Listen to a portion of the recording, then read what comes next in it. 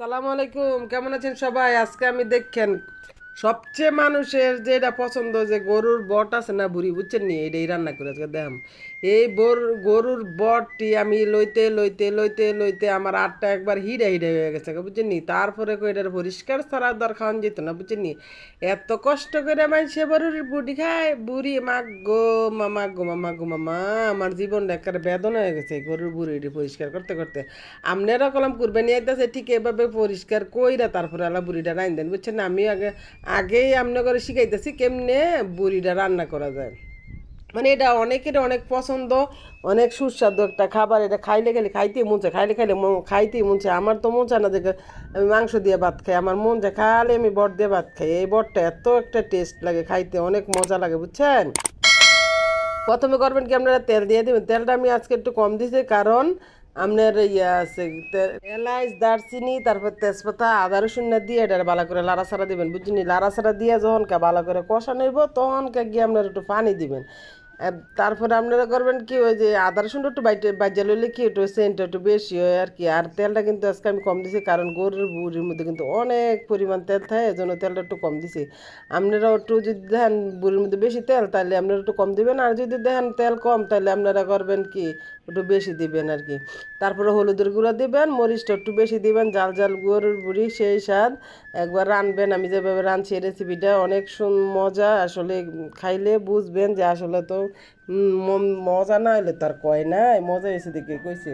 তারপরে এলা করবেন কি, লাড়াচাড়া দেন, লাড়াচাড়া দিয়ে মশলাটা ভালো করে কষাইবেন, কষাই পরে এই যে গরুর বুড়িটি দিয়ে দিবেন, বুঝছেন? দেখছেন নি কি সুন্দর একটা সাদা দুধের লাইন একবার দবদব বানাইছি। এটা পরিষ্কার করতে করতে করতে করতে করতে করতে আমার জীবনটা একটা বেদনা হয়ে গেছে, বুঝছেন নি বোনেরা? আপনারা কিন্তু অবশ্যই ভিডিওটা ভালো লাগলে বেশি বেশি করে লাইক শেয়ার কমেন্ট করে দিবেন, কারণ এত কষ্ট করে আপনাকে লাগিয়া প্রতিদিনের ম্যাগে বিজ্জা রোদে ভুইরা তারপরে ভিডিও বানায়। আপনারা যদি কদ্দুর ওই যে লাইক কমেন্ট শেয়ার না করেন, তো মনটার ভিতরে কেমন কষ্টটা লাগে আপনারা বুঝেন।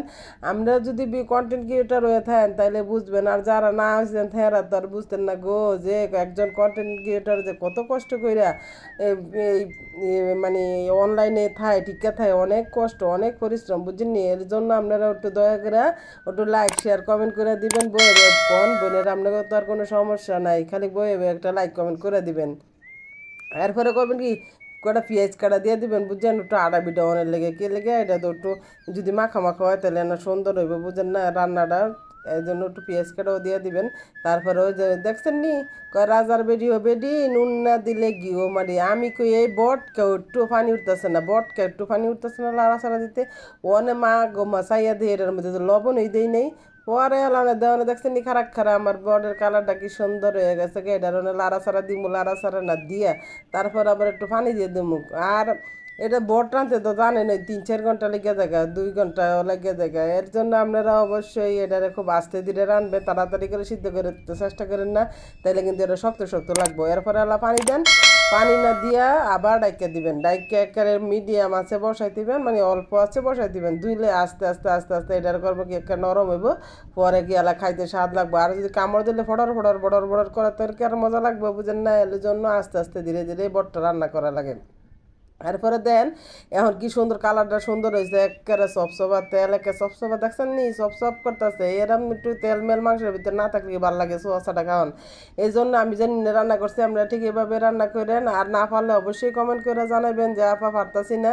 এরপরে আলা জিরার গুঁড়া দিয়ে দিবেন, বুঝছেন নি? জিরার গুঁড়াটা দিয়ে দিলে না একটু স্বাদটা ইন্টারেস্টটা বেশি বাড়ে। আর যদি জিরার গুঁড়ি না দেন, মাংসের কি কোনো দাম আছে নি, বুঝছেন নি? বাই সারা বোনের যেমন দাম নাই, জিরার গুঁড়ি ছাড়া মাংসের কোনো দাম নেই, বুঝছেন? আমি কথাটা এটা একটু মনে রাখবেন, খেয়াল করবেন, নাইলে কোনো মজা হইতো না খাওয়ান, বুঝছেন নি?